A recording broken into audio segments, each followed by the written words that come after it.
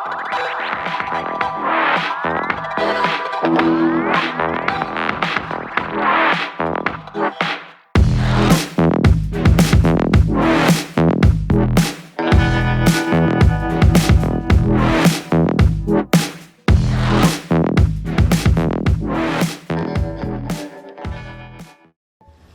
day everybody! Welcome back po sa channel ko, Home Cooking with Joyce Alvior. So for today po, isa na namang napakasarap po na Ilocano dish ang i-prepare ko for today. And sinuggest kasi sa office ng mga office mate ko na sana gumawa din daw ako ng isang masarap na pulutan. So naisip ko po ay ang dinakdakan or kilawin ng Ilocano, or sa Tagalog, simply sisig. So, may kanya-kanya po tayo ng version how to prepare our dinakdakan or kilawin. And sana po magustuhan din nyo ang aming version of dinakdakan. So, let's start how to prepare this recipe. So, ang ating ingredients ay okay, so guys, ang ating dinakdakan ay meron akong pork brain or brain. Ano ba yun? Oo, utak ng baboy. So, yan. So, talagang, ito po yung talagang Ilocano dinakdakan. May utak ng baboy.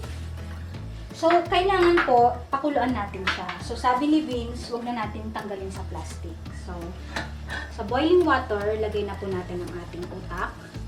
And then, hayaan lang po natin maluto for a few minutes. And then, ang ating pong pinaka-main ingredients ay ang pisngi at tenga ng baboy. So, kailangan po sa pisngi at tenga ng baboy, kailangan nyo po siyang linisin mabuti and then pakuluan for about 30 to 60 minutes. Mas maganda po kasi kung mas malambot ang ating pork. And then, after nyo pong mapakuluan, cool down, and then saka nyo po siya iihaw. So, panoorin niyo po yung video namin kung paano ko inihaw ang ating pork. Okay guys, pag nag-ihaw tayo ng ating karne na for dinakdakan, lagyan po natin ng paminta at asin yung iihaw natin. So kagaya po ng yung pisngi at tenga ng baboy, nilagyan na po natin kanina. And dito sa ating atay, din natin siya. Iihaw din natin yung atay and budburan natin ng asin at paminta para lumasa. Okay? So, pwede na natin siyang iihaw. You guys, kung gusto nyong iihaw yung atay or iprito, i-fry. Pero since dinakdakan tayo, na Ilocano version, ihaw natin. So, pwede na to.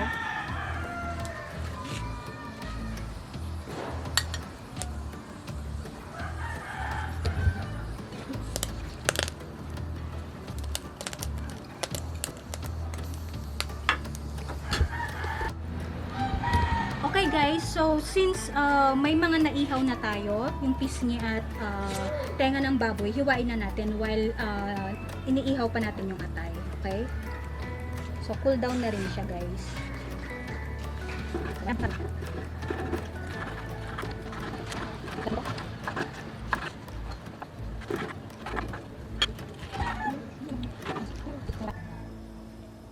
And then, meron din po tayong atay ng baboy. So, inihaw ko din po tong atay ng baboy. Napakasarap. Okay, so, let's start our sauce. How to make our sauce. Okay? So, mix lang po natin ang ating sauce. So, gagawa muna tayo ng ating sauce. Meron po tayong lemon juice. So, half lang po ito ng lemon. Okay. And then, meron din tayong sugar para may added na tamis.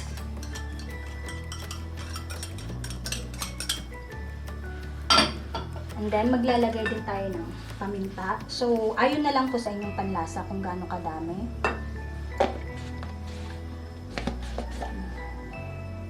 Siyempre, pag sa mga lalaki, mas gusto nila ng maanghang. And then asin to taste.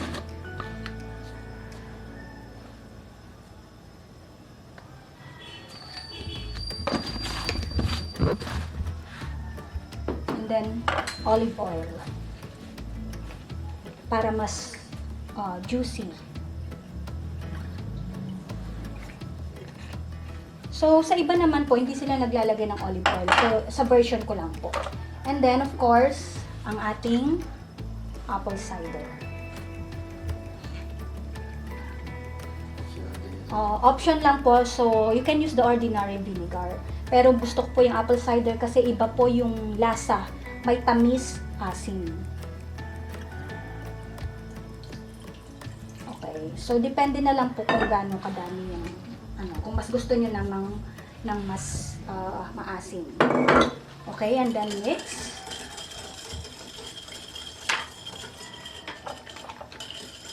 Mix muna natin ang ating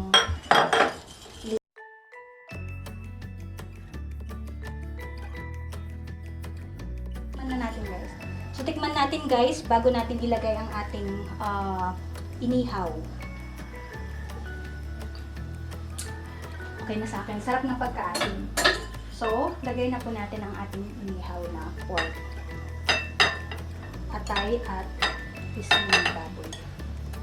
Tenga.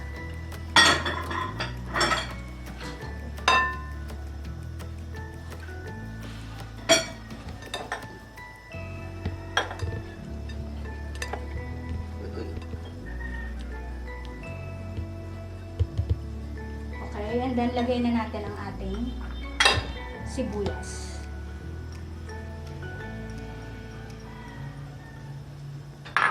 And then ating sili. May siling labuyot saka siling haba. So kung gusto nyo ng mas maanghang, dagdagan nyo lang po. Isang siling labuyot saka siling haba. And then meron din akong ginger.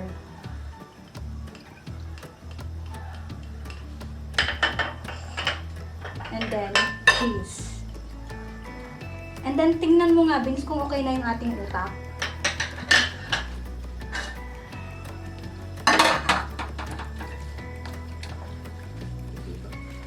Konti pa. Sige.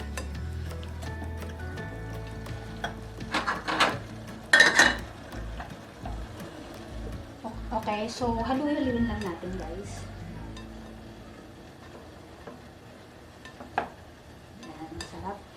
And then, meron din akong mayonnaise dito. So, aside po sa pig brain, pwede nyo rin pong haluan ng mayonnaise. So, try natin haluan ng mayonnaise. Konting mayonnaise.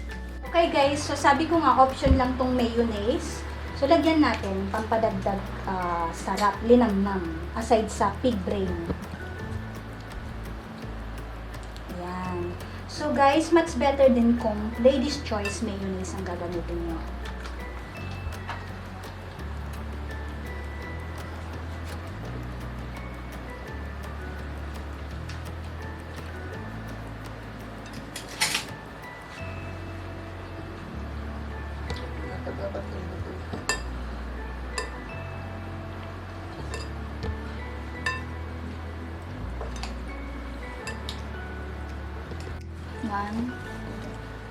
Okay guys, okay na ang ating pig brain. Yan, utak.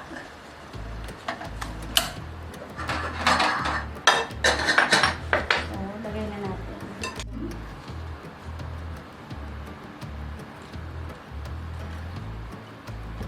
Okay. And then, let's put our utak.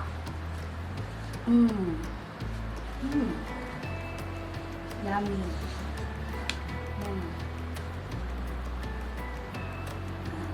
Okay. Dahan-dahan ng pagkain nito guys, baka ma-high blood.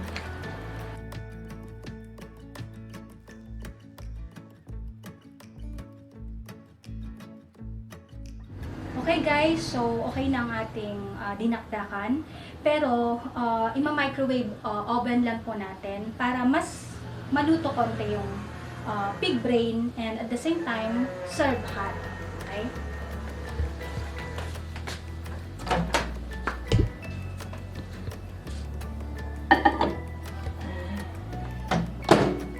So, set mo sa beans, please set for 2 minutes.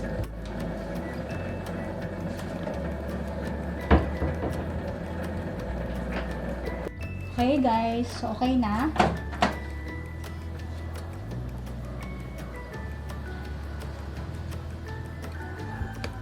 Transfer na natin sa ating lagayan ng ating dinakdakan. So option lang din po yung paglagay nyo sa microwave. Para lang mas masarap to serve hot. Mainit-init.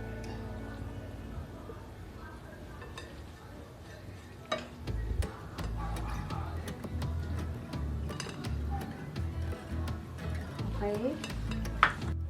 Okay guys, so last piece, siyempre hindi mawawala ang ating garnish. And then, ang ating onion leeks or spring onion. Ting, ting, ting. Okay guys, all done. Okay guys, so here's my finished product, ang aking dinakdakan o kilawin ng Ilokano. Joyce version.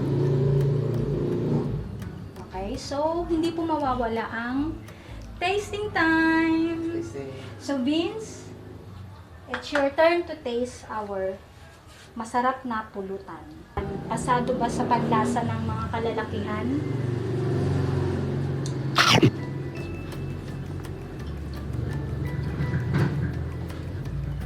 Ano Vince? Tikman ko nga din. Suabe.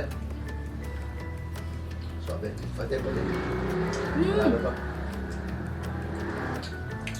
Sarap. Promise. Sarap. Iba ang lasa. Pag may utak ng baboy, then haluan pa po ng mayonnaise plus the apple cider vinegar. So sana po matry niyo po ang aming version ng dinakdakan. So, thank you very much guys for watching. See you again on my next vlog and maraming salamat po sa lahat po ng mga nag-subscribe sa channel ko at patuloy pong sumusuporta. I love you guys. Thank you for watching. Bye for now. Bye. Rapsa. Sarap po nito. Promise. Sarap. Panalo. Panalo sa pulutan talaga. At pang-ulam. Game na!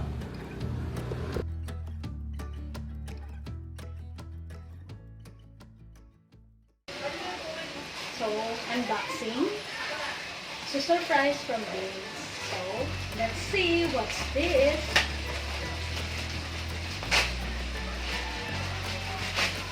Black.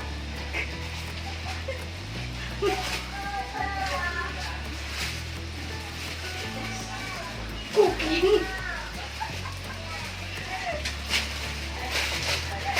So, what's this? Oh, I have my apron. Thank you. Wow, ang ganda. Ang ganda. Yes. Saka plastic, hindi siya pwede. Plastic. Hindi ka mainitan. Yay! Thank you. Saan nakita to? Wala akong cooking. Pang-cooking.